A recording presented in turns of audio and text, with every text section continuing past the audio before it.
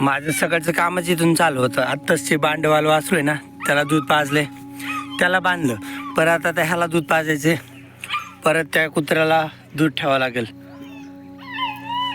सारखं ओरडतं दूध ठेवेपर्यंत.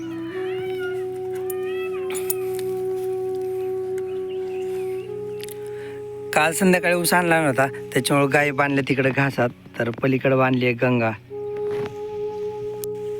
आणि इकडं बांधल्यात बाकीच्या जरशा गायच्या दुधाच्या त्या घासात बांधल्यात. आणि वैरण मी रात्री जास्तीची आणली होती, तर मग ती वैरण टाकली घरच्या जनावरांना बाकीच्यांना. तर ह्या दुधाच्या गायांना इकडे घासात बांधले. आणि घास पण तसं पाणी नाही, त्याच्यामुळे वाळून चाललाय. बाकी इकडं घरी या वासरांना खायला ठेवलंय. इकडं मोत्या कसं झोपलाय.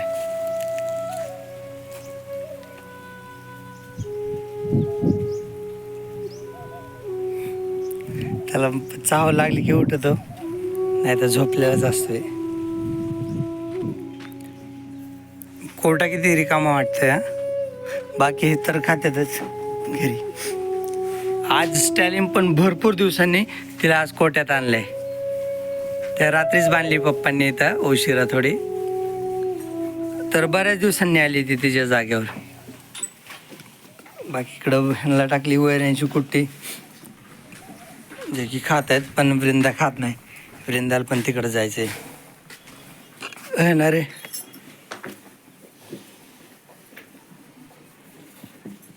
आणि ही शिल्लकची कुट्टी दुपारनं टाकायची सगळ्या जनावरांना मिळून. आपले जनावरं तर कंटाळे पण वैऱ्यानीला. कुट्टी पण पूर्ण खाल्ली नाही, सगळे कंटाळे. कारण सारखं सारखं एक यांना खायला जमतच नाही, बदलून पाहिजे. तर आता वैरण ठेवली होती, त्याच्यामुळे कंटाळले. पण आता खायला पण हिरवा दुसरं काय नाही ना, तर त्याच्यामुळे पुढच्या वर्षी बघू आपण. मुरघास वगैरे करणार आहेत आपण पुढच्या वर्षी. मग मुरघास वगैरे असेल ना तर मग खातात. आणि मुरघास कसं लाईट असेल नसेल किंवा शेतातून दुसरं काय आणलं नाही आणलं, रेडी असतो ना, लगेच टाकता येतो. पण तो आपण पुढच्या वर्षी करणार आहे. इकडं गंगा आहे. ह्या जरशा गायांच्या एक वेळेस जागा बदलल्यात मी.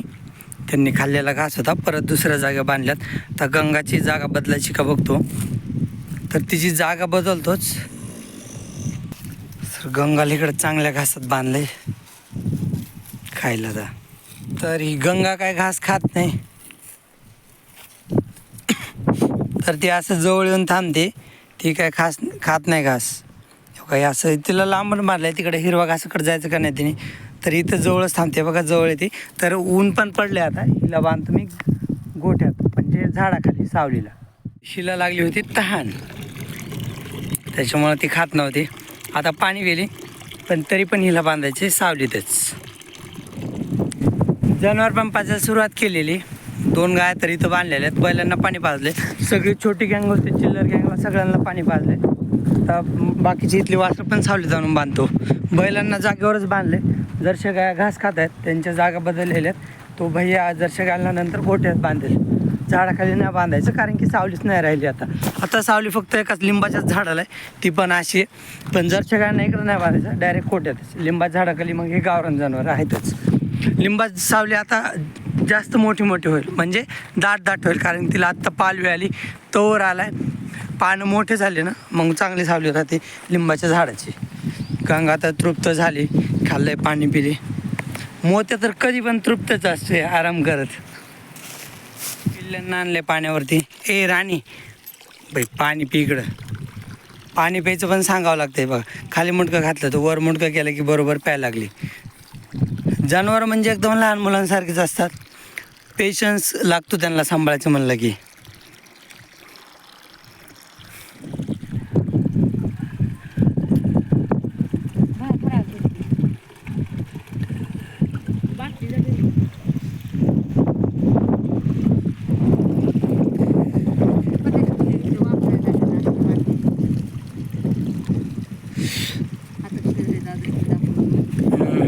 माशी हे जाऊ, मी ती माशी काढूस तर ह्या वासऱ्या इकडं आल्या लगेच घासात. तर यांना घेऊन जातो आता, बांधतो. बगळे त्यांच्या मागं लगेच. हे दिवशी चल, आणलं या दोघींना पण घरी. आणि हिरवं खायला म्हणलं ओढतच नाही, चलतच नाही पटकन, पाठीमागे पाठीमागे ओढते. तरी पण बांधलं आणला. आता महिना झाला आपली ज्वारी काढून, तरी पण आपला कडबा शेतातच आहे. कारण की आपल्याला त्याला पूर्ण वाळून द्यायचं आहे. वाळल्या कुट्टी करायची एकदमच. कुट्टी करून आपण भुसकट जिथं स्टॉक करतो ना, तर तिथं कडब्याची कुट्टी स्टॉक करायची.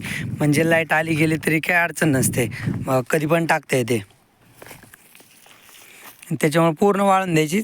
काढल्यानंतर थोडासा ओला असतो तर साठवल्यावर बुरशी लागते, म्हणून पूर्ण वाळून द्यायचं आहे. नेपेरच्या शेतात आलो आहे, पेरूच्या झाडाच्या. तर इकडं आई काढते आज ज्वारी. आज अद्रक काढायची नाही, आज अद्रकीला सुट्टी आहे. आज ज्वारी काढायची त्याच्या. आणि इथं काही कणस हिरवे हिरवे काढून ठेवले वाटते. तर ही ज्वारी आईने काढली लास्टपर्यंत.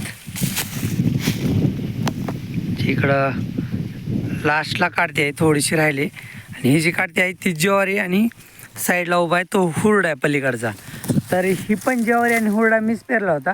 तर त्यावेळेस मी रेग्युलर व्हिडिओ टाकत नव्हतो, तर व्हिडिओ टाकल्यानंतर त्या दिवशी पेरली होती ही ज्वारी. मीच पेरली होती ज्वारी आणि हुरडा. आणि ह्या समोरचा गहू पेरलेला तर व्हिडिओ मी टाकलेलाच आहे, गहू आणि ती ज्वारी. गहू पण काढायला आलाय, तर ज्वारी काढल्यानंतर मग गहू काढायचा आहे. आणि पलीकडच्या ज्वारीला टाईम आहे एक 10-15 दिवस तरी काढायला. पेरूला तर काय पेरू नाहीत खायला. म्हणजे इथं मला एक कुठंतरी दिसला होता, ही छोटा असा बारीक. तर यावर्षी पाणी नाही ना, जर याला फुल पाणी असतं ना तर ह्या टायमात लय पेरू लागतात, ह्याला भरपूर पेरू होतात. पण यावर्षी याला पाणी भेटलं नाही. झाडाला दरवर्षीची पाण्याची सवय, त्याच्यामुळं पेरू नाही आले ह्याला. आणि इकडं आईने त्यांनी डब्बा ठेवलेला आहे इकडं पेरूच्या झाडाखाली. 4 वाजले. त्या वासरांना मध्ये घेतो, भैयांनी गायामध्ये नेल्यात, त्यांना मध्ये बांधायचं. मग ह्याला ज्वारीची कुट्टी खायला टाकायची. काही लोक खात आहेत, काही लोकांचं खाऊन झाले, काही बसलेत खाली आणि काही उभं आहेत, काही खात आहेत. तर यांचं खाऊन झालंय. मी आता बैलांना घेऊन जातो कडवा आणायला. आज ऊस तोडला नाही, आज ऊस नाही आणायचं म्हणले. आता आलो मी हुरड्याच्या शेतात. म्हणजे हुरड्यान ज्वारी साईडला होती ती.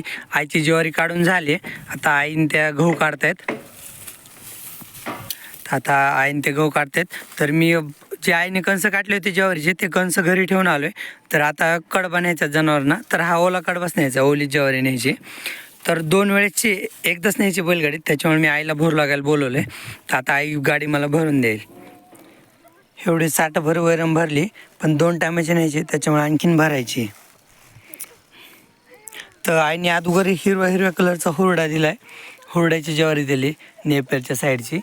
मग ही उद्याच्याला न्यायची. बघतो मी किती बसते ते बैलगाडीत, जेव्हा बसेल त्याच्या हिशोबाने घेऊन जातो. तर आई तिकडून आणतेच. टाईम झालाय, पाऊण तास गेला मला 2 खेपा आणायला.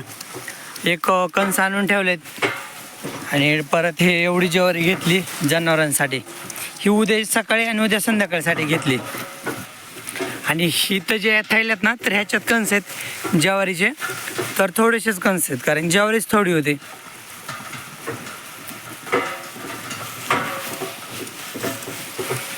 दिवस मावळायचा टाईम झालाय.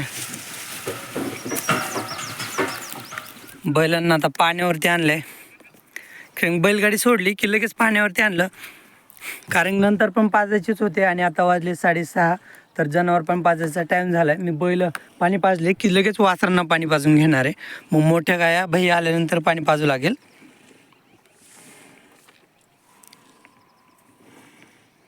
आज दिवसभर कडवाच खाल्लेला आहे 2 टाईम, त्याच्यामुळे सकाळी पण फुल पाणी पिले होते आणि आत्ता पण फुल पोटभर पाणी पित आहेत.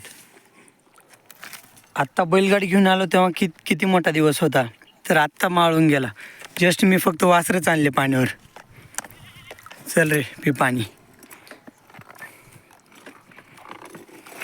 मस्ती चिमण्या तिथून दाव्याला झटतोय. सरजा पलीकडून बांधायचा राहिला, माझ्याकडून विसरला. ह्याला आता बांधून घ्यावं लागेल सर्जलीकडून. तर या दोघींना पाण्यावरती आणले. जनावरांचे सगळे कामं झालेत. तर म्हणजे बाहेरचं सगळं काम झालंच, आता घरातच थांबायचं. फक्त गंगाचं वासरू पाजायचं राहिले. ते पण भैया जेव्हा आवाज देईल तेव्हा जायचं वासरू पाजायचं, मग झाले कामं. तर मी वरती आलो होतो स्लॅबवरती ह्या टाकीचा एअर काढायला. एअर बसला होता, खाली प्यायला पाणी येत नव्हतं, मग एअर काढला. आता संध्याकाळ झाली, पाऊस कमी आहे. नाही तर उन्हाळ्यात पण जिकडं बघा तिकडं हिरवं होतंच लोकांच्या शेतात. ऊस, मका, मेथी अशा भाज्या. आपण पण काटणा चुका लावला होता अद्रकमध्ये. ह्या वाल्या शेंगाला चांगल्या शेंगा लागल्यात. तरी 15 दिवसांनी मी स्लॅबवर आलो आहे. आता आलो हे वासरू पाजायला. आता लास्टचं काम आहे वासरू पाजायचं, मग झालं घरात जायचं.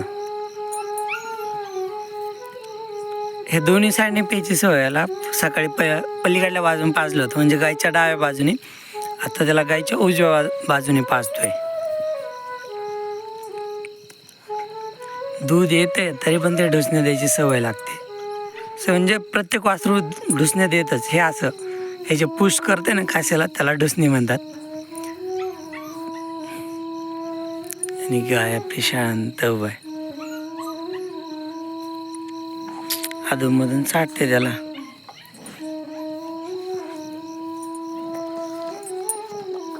दूध पिऊन ते फेस आला त्याच्या तोंडाला.